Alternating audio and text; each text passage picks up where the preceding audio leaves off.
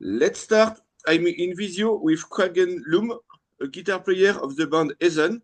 Kragen, thank you for accepting this interview. Yeah, thank you very much for having me. I appreciate it. So here in France, it's 5 p.m. What time is it for you in USA? It's 10 a.m. Okay.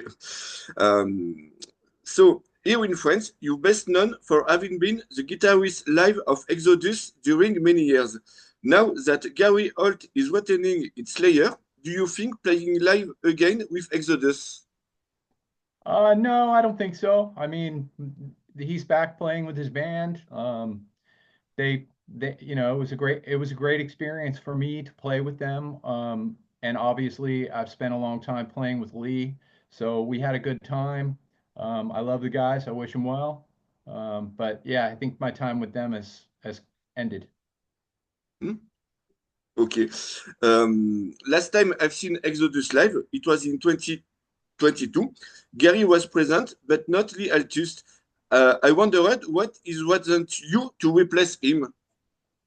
Well, I was actually supposed to. Um, And at the time, I was working with them in a management capacity, and there was a disagreement, and they decided to get somebody else to fill in for Lee instead of me. I actually booked the entire Heathen summer tour around my Exodus schedule when I was supposed to play with them. So it's too bad that it didn't happen, but it was their choice, and life goes on.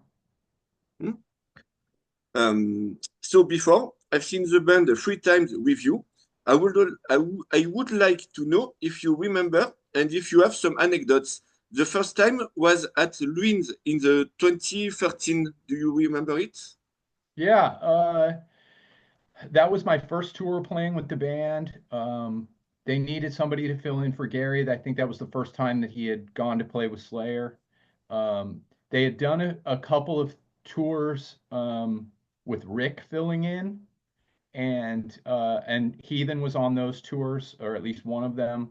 And they asked me if I wanted to do it, and I said yes. It was with Duke's Era, his Exhibit B tour, and it was great. I had a great time with the guys, had fun.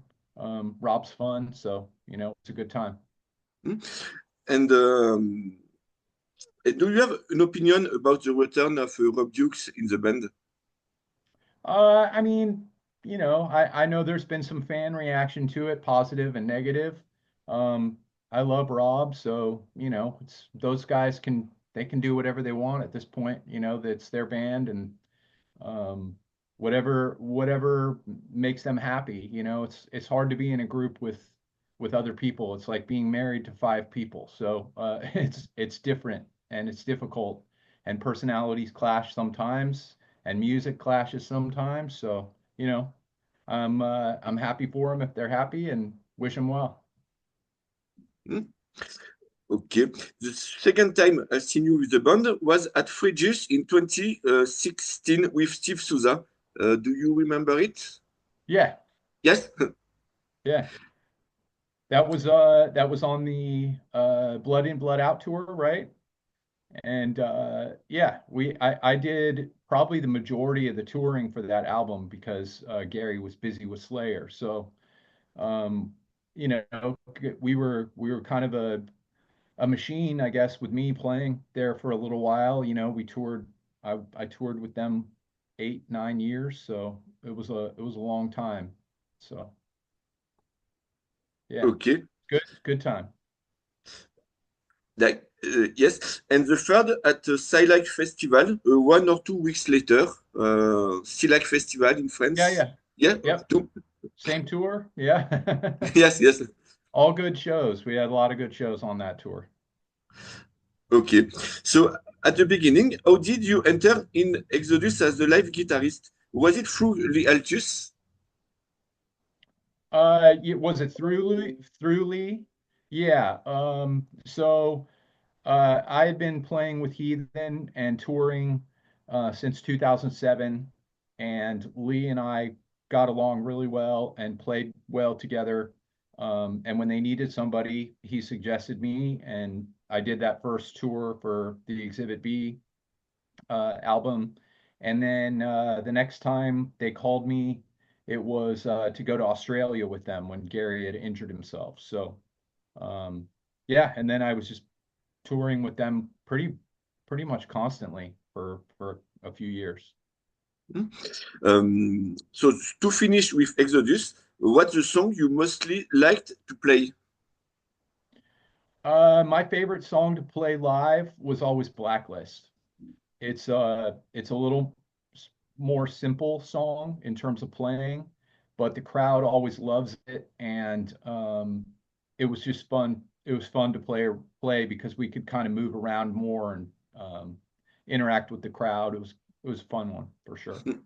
Yes, it's one of my favorite too. Yeah.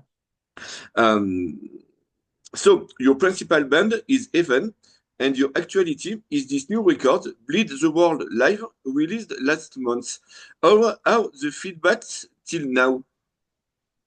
Good. I mean, the album came out great. We were really happy with it. The mix sounds amazing by Zeus. And we've done everything that we can to kind of promote it. I know there's a little less interest in live albums from fans sometimes because they want to hear something new rather than just live versions of songs that they have already heard. But we made a great record. I'm proud of it, and you know, it was good to be able to capture kind of the live performance from one of our recent tours. So Hmm? Okay.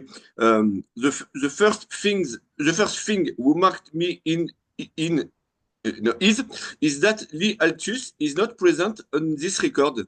Even we can understand why. Isn't it a bit strange? yeah, I mean, we miss Lee. We've asked him to play with us. He's really just focused on Exodus at this point. And it's his choice, really. He understandably can't tour with both bands. Um, he's got a family, and if he was touring with both bands, he'd just be on the road constantly and never be home. So, it was a tough thing, but we talked with him, and he gave us his blessing to kind of continue on and keep playing and touring and everything. So, we're just doing whatever we can to make great records and to get on some great tours and keep the name and the legacy of the band alive. Hmm? Okay. Usually, an album live lasts longer, but this one have just 9 tracks for 40 minutes. Can you explain this choice? Yeah, sure. So there's two reasons. First of all, uh, we wanted to record all of the shows that we did on the tour with Overkill, and that was a support slot. So we really only had 35 minutes every night. So, and we played the same set every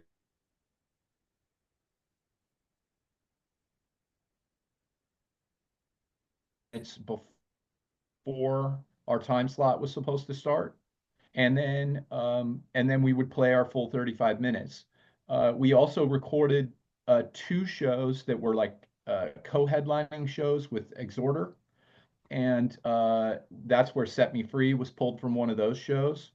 Unfortunately, not everything came out great from the other shows. We had a couple of microphone problems and stuff like that. But we were able to get Set Me Free, and it sounded great. So that was it. Really, it was just a matter of what material we had to pull from.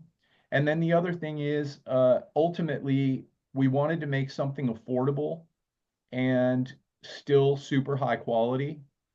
A double vinyl gets very expensive both to manufacture and to sell.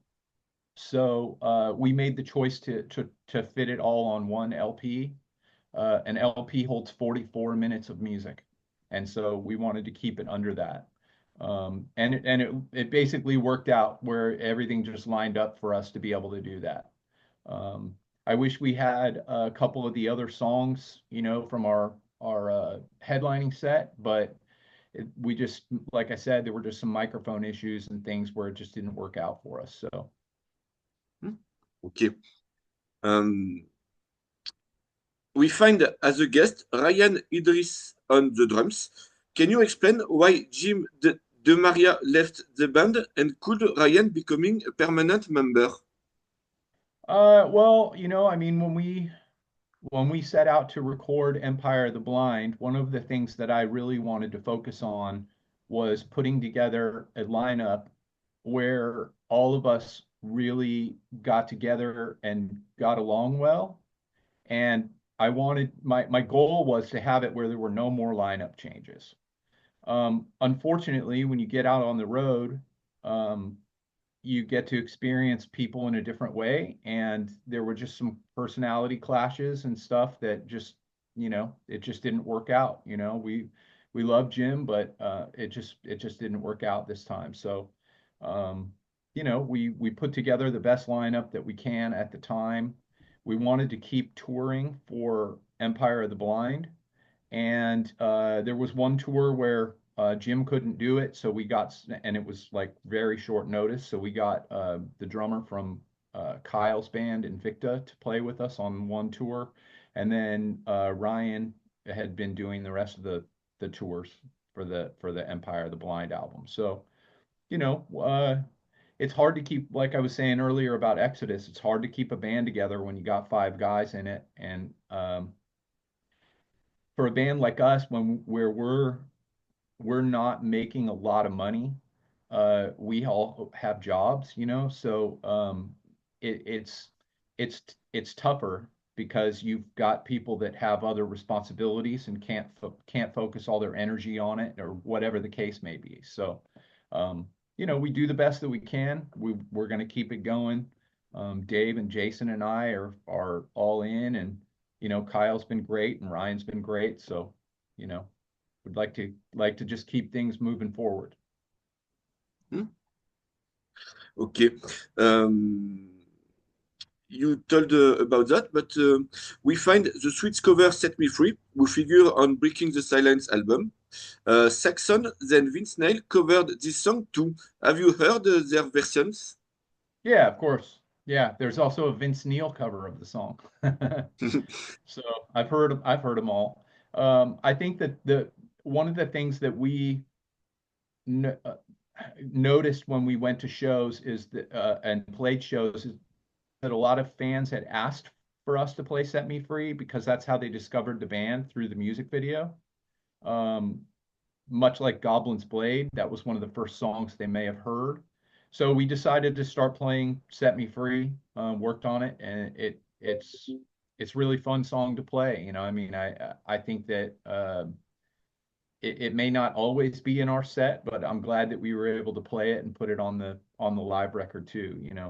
It's a fun, like I said, it's a fun song to play. So. Hmm? Okay. I suggest we talk about your career. To start with the beginning, do you remember your first steps in music, your influences, and how did you headed to guitar? When I was about 8 years old, I heard Back in Black for the first time. And I remember telling my mom that I wanted to play guitar because of that. I got a cheap acoustic guitar. It was hard to play. And I basically was like, it doesn't sound like AC/DC because it wasn't electric. So it was probably about when I was probably about 12 where I got re-interested in it. I got a better electric, and I was living in Los Angeles during the sort of mid 80s heyday of like, you know, Rat and Motley Crue, and then also Metallica and, Megadeth and all the bands that were coming out at the time. And it was just a really cool time for music. There was a lot of great guitar playing, and I really just got heavily into it. I formed my first band when I was 15, and then that basically evolved into which I was playing shows when I was still in high school. We were playing, so um, I I just was always really really interested in music. I still am. Um, it's basically all I do when I'm not doing work. So you know, it's a for me. I need to be creative. It's a good form of creative outlet for me. Hmm? Okay. Your first band seems to be Psychosis in 1988. You released a demo in 1990 and a short album, Life Force, in 1992. Can you tell us about this period? Yeah, sure. So the band's, like I said, I started the band in high school, um, and I found a couple of guys that were already playing together, both younger than me, but we started working on stuff. The first lineup, I was playing guitar and singing because we just couldn't find another singer or guitar player. Um, and then at some point, the bass player left, and I was trying to find new members, and I found Jason, who's now in Heathen with me also, and Vince, who was in Prototype with me afterwards. So that lineup of guys was together for about 3 years, 2 or 3 years, and we made Life Force, and we actually had a whole other set of songs that didn't get recorded at the time, but is now that we're working on now. And you know, it was great when, like I said, during that time, like the scene in Los Angeles was awesome. We were really fortunate. We got to play shows with, you know, uh, Forbidden and Sanctuary and Flotsam and Jetsam and uh, Sacred Reich. We opened direct support for them at a bigger venue. Um, we were on KNAC, which was the metal radio station in Los Angeles. And you know, it was good. We were doing really well, and then all of a sudden, the whole metal scene kind of fell apart. Um, and essentially the band morphed into Prototype. The first lineup was myself, Vince, and the drummer Mike from the Psychosis Life Force. And then Mike went off to law school, and we got a different bass player and drummer, and started working on a little more progressive stuff mixed in with the thrash metal. So. Hmm? Okay. You told that, but on the demo Pavement Bound, you are on the lead vocals. Do you still practice singing? I don't like my vocals on that demo.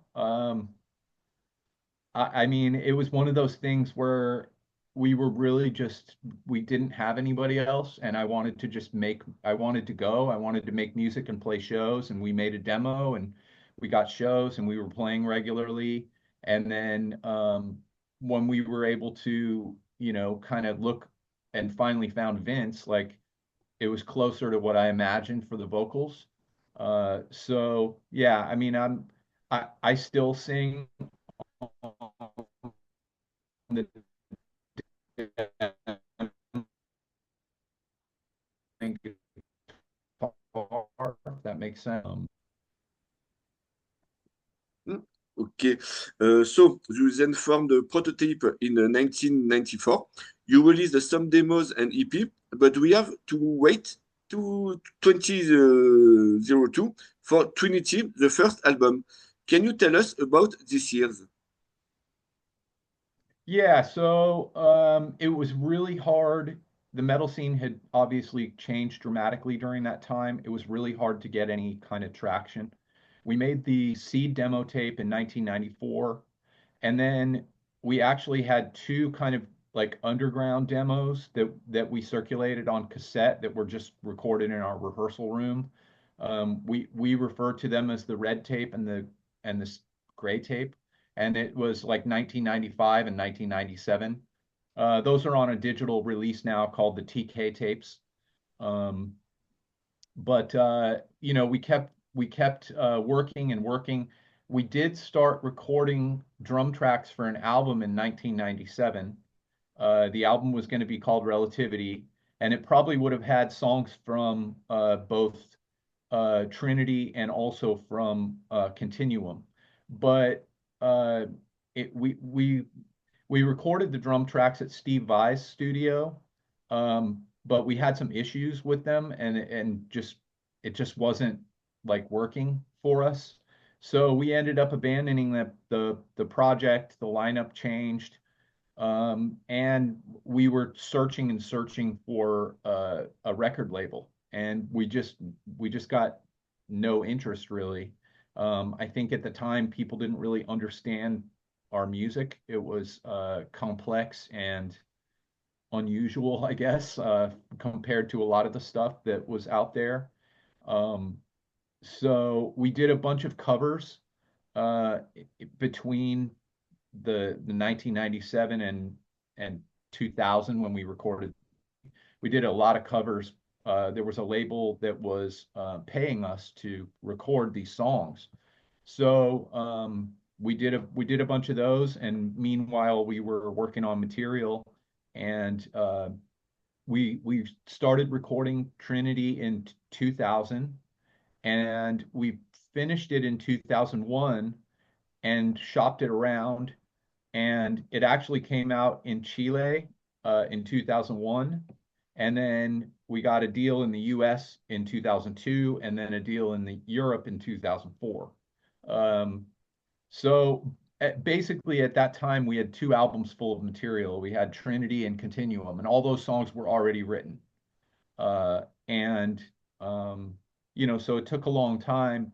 And then we had lineup changes and didn't have a drummer for a long time. So I suggested that we go back and take those drum tracks from 1997, now that we had the technology to fix them. And we did, and we made Continuum soon afterwards. So that was like 2006. So it took us a long time in between albums, but it wasn't for lack of material. It was just trying to get the business side together. We just had a hard time getting traction there. So Hmm. Okay, so I didn't know prototype before, but when I listened it for the first time to prepare these interviews, I really liked this band, and I think I will continue to listen oh, after. thanks. Good, good. Yeah, we're actually in the process of remixing Trinity. That album was recorded in our rehearsal room by ourselves. Like we just recorded it, and I'm slowly going through the process of getting all the tracks into a modern digital audio workstation, and just working through them and trying to get everything ready to be remixed. It's taking me a long time, but the results, I mean, it sounds so much better. So I look forward to finishing that so everybody can hear it. Hmm. Okay.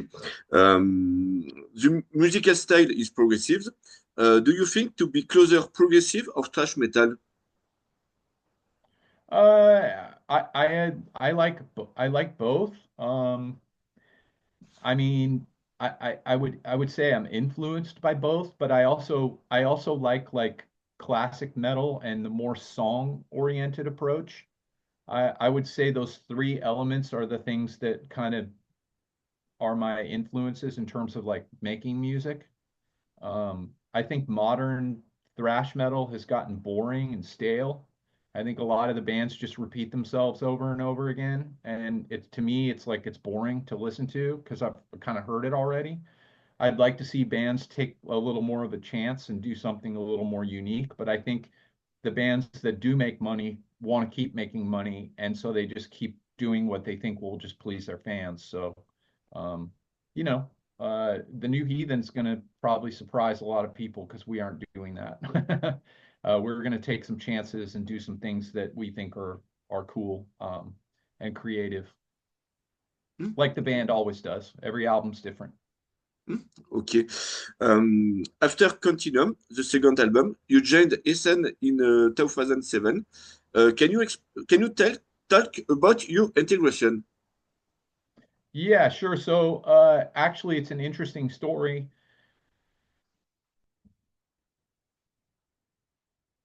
Signed and getting a deal going, and we were trying to figure out what was going to make it work.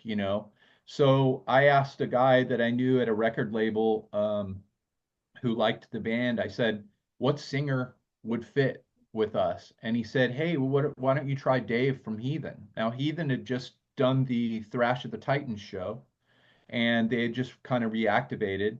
So I got in touch with Dave, and Dave came down and he auditioned for Prototype. And then years later, it didn't end up working out, obviously, but years later, we um, we had a call from Dave, and he wanted to know if either me or Vince wanted to audition for Heathen, and I said, yeah, I do. So I started working on some songs. I learned the heart first, hypnotized, opiate of the masses. I learned Dying Season and Arrows of Agony, I think, because they had the 2005 demo out. So I learned a couple songs from that and a couple songs from Victims. And about 3 weeks later, I went up and auditioned. I played through the stuff with them. And after we played through the songs a couple of times, Lee looked at me and he said, do you want to join the band? So I said, sure. Hmm. So I joined the band, and we started working on the rest of Evolution of Chaos album. I wrote 3 songs for the album. I wrote Control by Chaos, Undone, and Red Tears of Disgrace.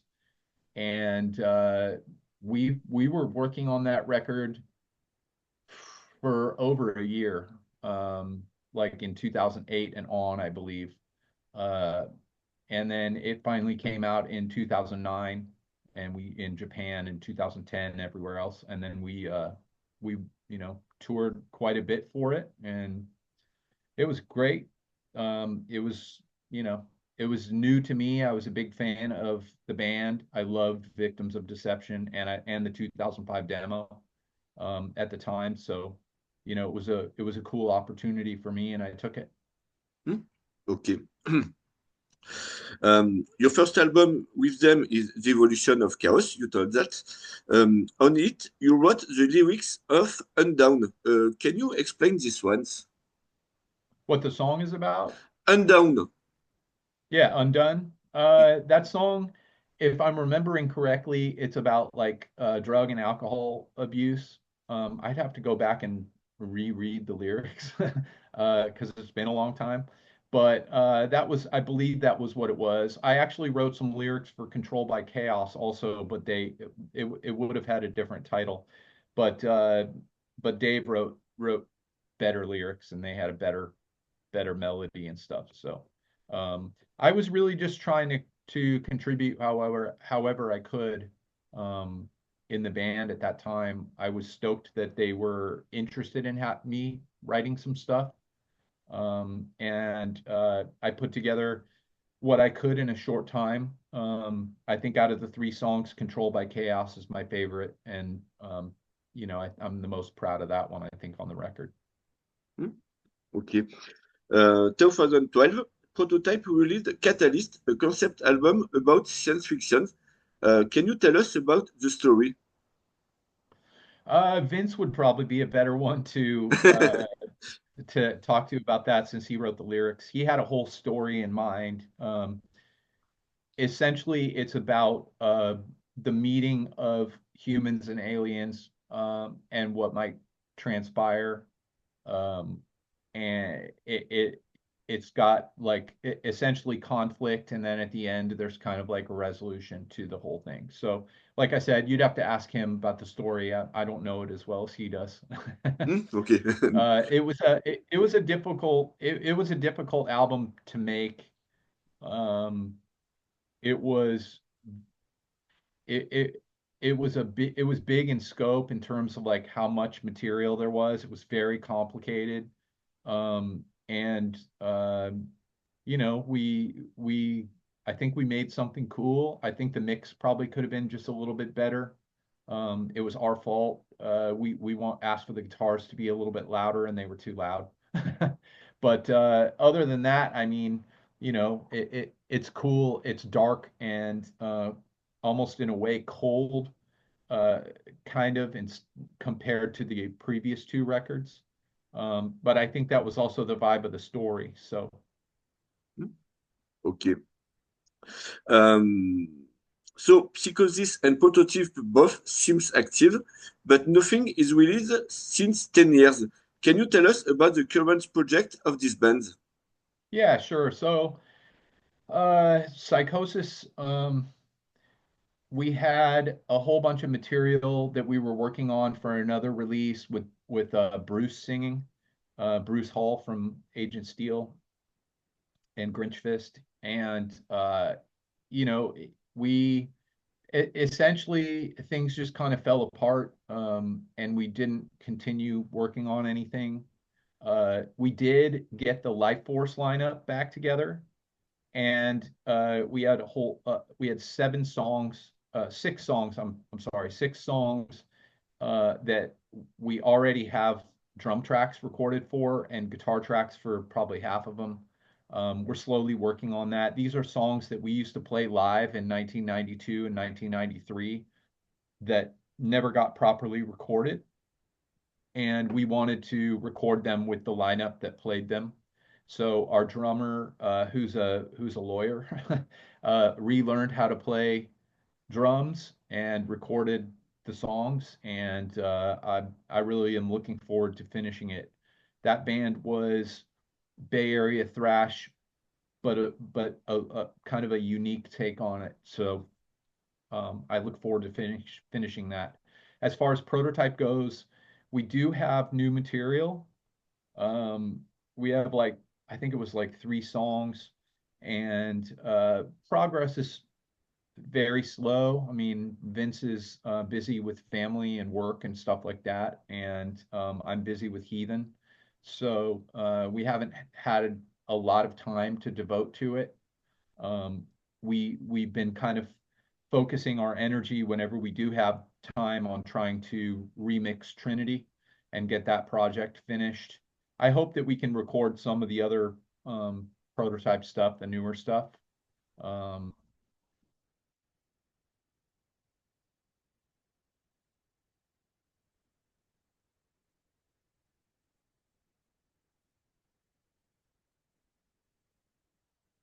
Eh merde.